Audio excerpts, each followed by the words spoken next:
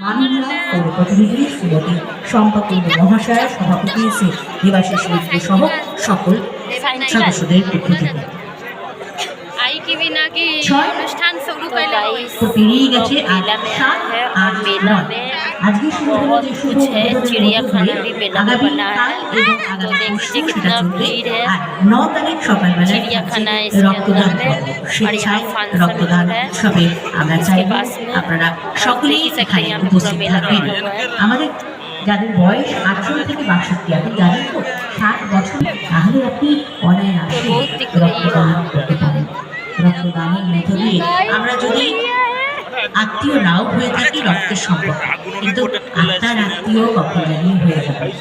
বিপদে আমরা যদি মানুষের পাশে থাকি, আমাদের বিপদেও একটা না একটা বন্ধু থাকবে।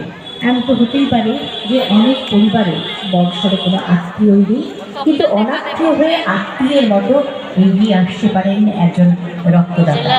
তাই স্বেচ্ছায় রক্তদান করুন, মানুষের পাশে থাকুন এবং সেই সঙ্গে সঙ্গে আমাদের এই উদ্যোগকে সফল করুন। আজকে সুন্দর সজ্জায় সাজ গোজ